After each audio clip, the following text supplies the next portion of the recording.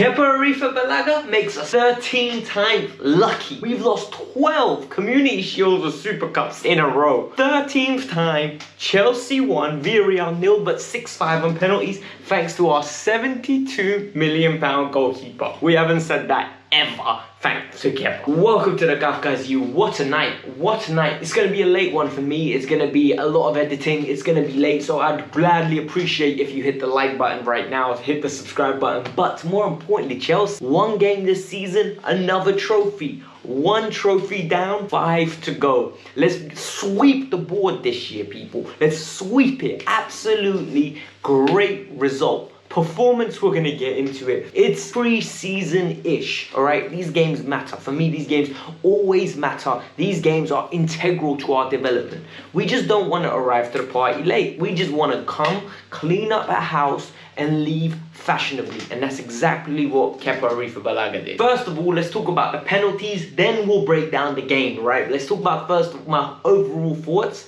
Then we'll break down the game. I've got 6 things for you that I took away from the game. And the lineup, some brave choices from Thomas Tuchel, but none braver than Kepa Balaga coming on for Mendy and proving to be the winner, the match winner. 2 amazing saves.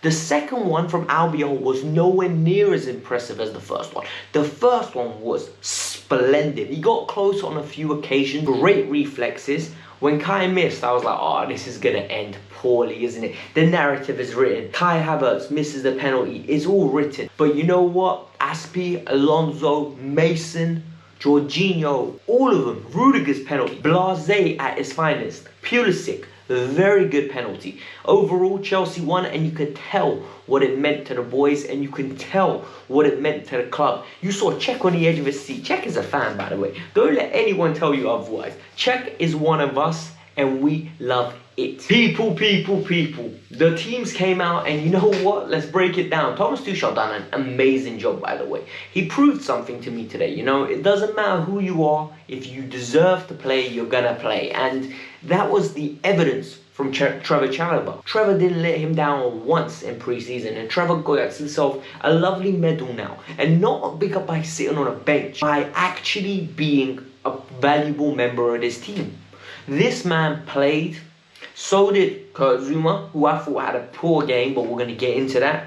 Then there were additional different, like Hudson-Odoi at right back. Alonso got an opportunity. It would have been easy to bring Jorginho back in. It would have been easy for Money Mace to get a run out. It would have been easy to bring Thiago Silva back in even. Nope. He went with tried and tested over pre-season. He went with faith, and he went with discipline. I love it. My manager. I love it. But I hate to say it, but point number 1, Hakim Ziyech's night ends as soon as it begins. Honestly, it is the most frustrating thing ever. Look, Hakim Ziyech is like the Undertaker. He only gets reborn for 1 or 2 occasions a year, comes in and shows the world, listen, I run this joint, but then ends up leaving for a considerable amount of time. And once again, Hakim Ziyech's season could be in jeopardy. Hakim Ziyech scored a fantastic goal and continued his record. Listen, the cutback, the pass from Alonso to Kai Havertz, only bit of good movement the whole game the front 3 gave us. Timo does a run that he's trademarked for, takes a defender away, cut back across goal, and boom! Absolute classic finish from Hakim Ziyech. Picks out a nice corner flag, and all of a sudden, Chelsea winning 1-0. I'm like, this is happy days. No. He jumps for a header, collides with Zouma, shoulders dislocated. This could be up to 6 to 16 weeks out. That is a long time. And it's not only 16 weeks out, he comes back.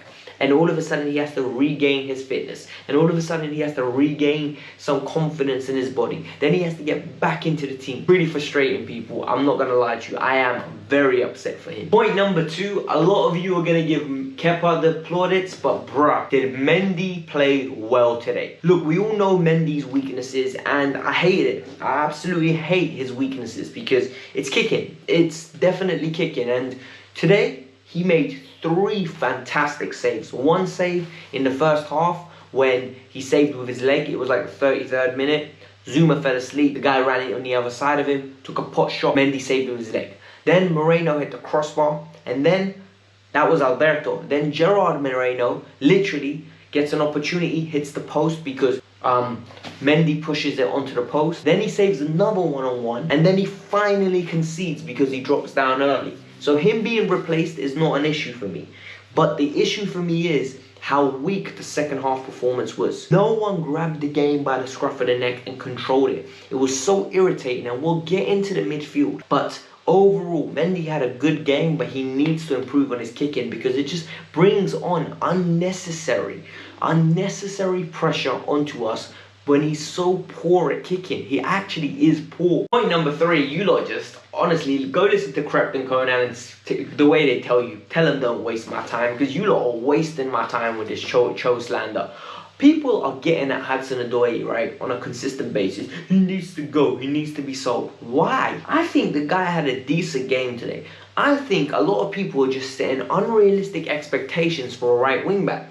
People want the right wing-back to be winning us games. It doesn't work like that. The right wing-back can't be winning us games. And I think a lot of people do not understand what it takes to actually take a man on one-on-one and beat him off the dribble. So I'm going to explain to you. With the way Villarreal were compact, they had one player covering Moreno at all times, Alberto. So even if Hudson beat him, there's cover there. It's enabling them to double up and force Hudson-Odoi into no man's land. What's Hudson meant to do once he beats him? He can't cross it, someone's covering. He can't beat him off a dribble and then cut in. So people like he only takes the safe option. It's because the safe option is the only one on. The team wasn't clicking. Everything stopped clicking as soon as Hakim came off. The creativity disappeared, and it was illustrated perfectly when Christian Pulisic came on. And now we're going to talk about these. Point number 4, and this one really irritates me, honestly. Timo Werner, Mason Mount, Christian Pulisic, Kai Havertz, all were absolutely shocking. And even Hakim Ziyech, right? He got the goal, but he wasn't good either. And what does this tell me? This tells me this isn't a player issue. This is a systemic issue. This is something to do with the system and the way we apply it, because all of them are fantastic players. All of them have the ability to do something on an independent basis.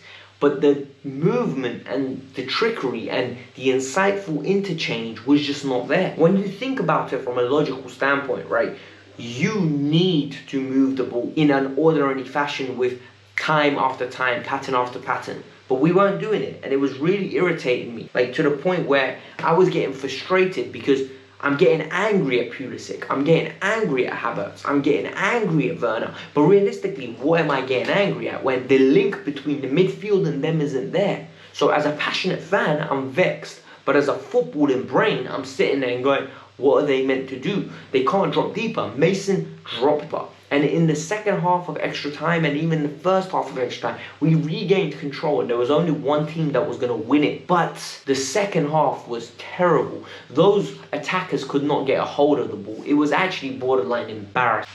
Point number 5, Nathaniel Chalobah. Trevor Chalobah, yeah, I keep calling him mate. Trevor played a very good game today. Yes, he had some mistakes here and there, but I think everyone in defence had a mistake today. For example, Rudiger's at fault for the goal because of his sloppy pass. But even then, Christensen tried to muscle the defender out the way, the striker out the way. He did a nice back flick, and no one picked up Moreno. Jorginho let him go. Zuma was shocking today. Honestly, it's like Zuma's been sold already. Like, Zuma needs to switch on, because this is a big game, big man. Like, you won yourself another trophy today. And for me, Chelsea edged the game, but in that second half, we were getting peppered, and I did not like the way we got peppered. Azpilicueta still is one of our best players, and it is worrying when I say that, because Trevor Chalobah all round was strong in challenges, good on the ball, insightful. He actually played a man that belongs at this level, which makes me think, and it's a future video, maybe for tomorrow actually, I'm going to record it. Do we need Koundé? Like, I need to talk to you guys about that, and we need to sit down and have like a deep, insightful discussion, because at this moment in time, I don't understand the concept of going to sign Koundé. Like, is it going to be worth it? Is it not just going to be irrational signing, irrational price, like money allocation onto an asset that we don't need? Maybe we'll talk about that tomorrow. But the defenders today, shocking, some of them, like at times, but at the same time, there were good performances there as well. Finally, and this is the final point, the midfield was jarring today, man. Kante was phenomenal at winning the ball back, but once we got the ball back, Kovacic, Kante, Jorginho. I know pre-season is just finished, right? And it'll take 3 to 4 games, but honestly, in that second half, they were tasting my patience. I was fully ready to slump somebody. I was so angry at this performance, right?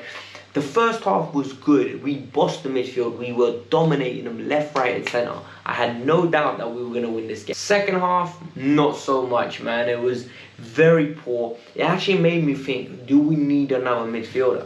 I keep saying we don't, and I hope we don't as well, because who do we sign? We've got good 3 options. We've got some backups in there.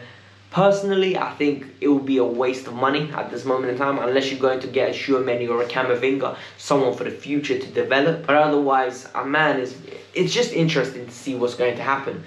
Overall, none of the 3 in the midfield had a good game. Kovacic was poor, his decision-making in the final third. Kante wins the ball back, but the insightful passing in the final third wasn't there. And Jorginho, he grew into the game. This is his first 45 minutes in a big pre-season game. Like, this is mad. But this was the Kavkas View. I hope you lot enjoyed it. It's a late night. Sorry I don't have that much energy after a whole day at work, watching this game, late, having to record, and now I'm going to have to edit to post it for you guys. I hope you enjoy it. Peace out. I'm out. Bye.